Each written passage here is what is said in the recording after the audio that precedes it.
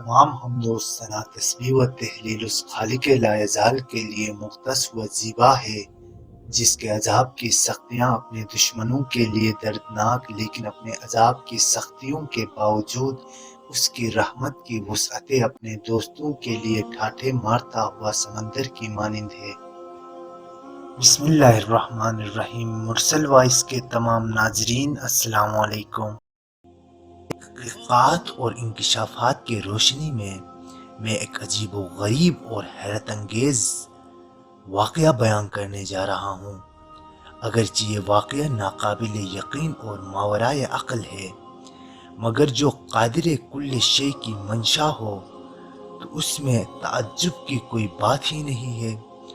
جس ذات نے بغیر ستون کے فضائے آسمان کے 7 طبقات بنائے اور اول مخلوق سے آخری مخلوق تک مختلف شکلوں اور صورتوں سے مزین کیے ہیں، اس ذات کے لیے لفظ ناممکن عبث ہے۔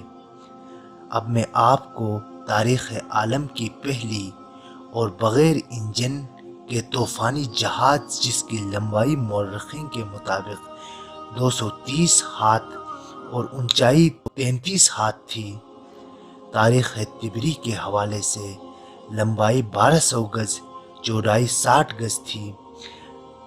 غرض مختلف مورخین نے اس کی لمبائی اور چوڑائی کے حوالے سے مختلف آراء پیش کی ہے۔ امام جعفر صادق علیہ السلام فرماتے ہیں کہ کشتی کی لمبائی 1200 ہاتھ، چوڑائی 800 ہاتھ اور اونچائی 60 ہاتھ تھی۔ لیکن سوال یہ ہے کہ ان روایات کی روشنی میں غور کیا جائے تو حضرت نوح علیہ السلام کا کتنا لمبا ہاتھ رہا ہوگا، اس کا علم صرف خداوند متعال کو ہے۔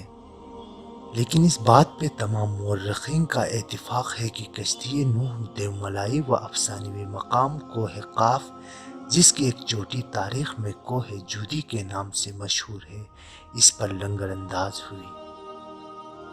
پاکستانی محقق حاکم سید محمود گیلانی ایک تحقیقی مقالے میں تحریر فرماتے ہیں کہ جولائی 1951 میں روسی ماہرین آثار قدیمہ کی ایک ٹیم وادی کوہ قاف میں آثار قدیمہ کے متعلق کچھ چیزیں تلاش کر رہی تھی، اور غالباً کسی نئے کام کی تلاش میں مصروف تھی کہ ایک مقام پر اسے لکڑی کے کچھ بوسیدہ ٹکڑے نظر آئے۔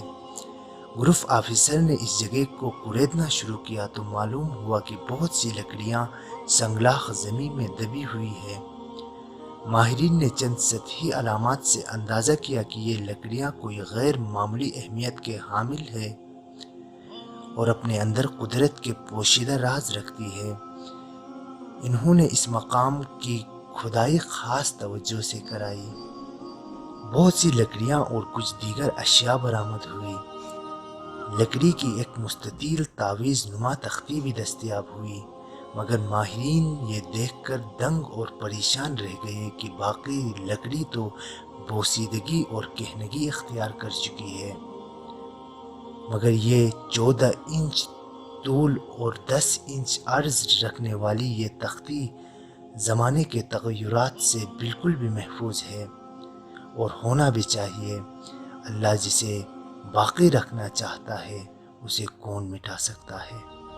اور یہ 5000 سال گزرنے کے باوجود بھی اپنی اصل حالت پر قائم تھی۔ حوادث زمانہ اس کا کچھ بھی نہ بگاڑ سکا تھا۔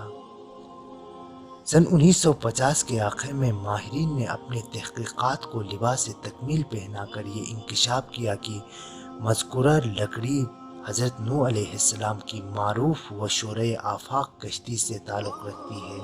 کوہ قاف کی ایک چوٹی جودی پر آ کے ٹھہری تھی، اور مذکورہ تختی جس پر کسی قدیم زبان میں چند حروف کندہ تھے۔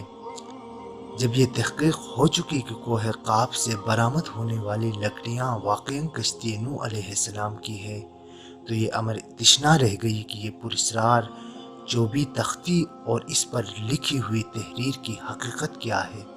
5000 سال قبل تیار ہونے والی کشتی کی باقیات بوسیدہ ہو چکے تھے، جبکہ یہ تختی روز اول کی طرح تر و تازہ تھی۔ روس کی سابق سوویت حکومت کے زیر اہتمام اس کے ریسرچ ڈپارٹمنٹ نے مذکورہ تختی کی تحقیق کے لیے ماہرین آثار قدیمہ اور ماہرین لسانیات قدیمہ کی ایک بورڈ قائم کیا۔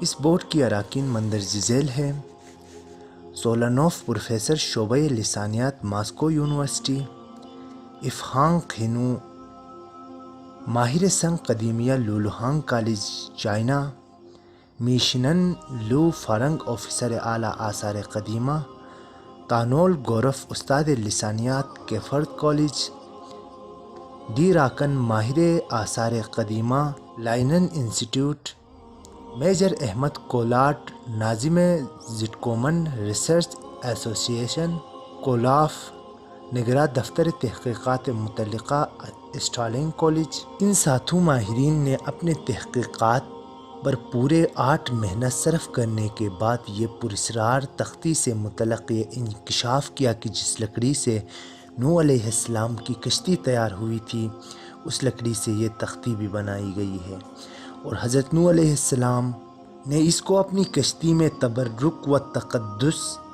کے طور پر اور حصول امن و عافیت اور برکت و رحمت کے لیے لگایا تھا۔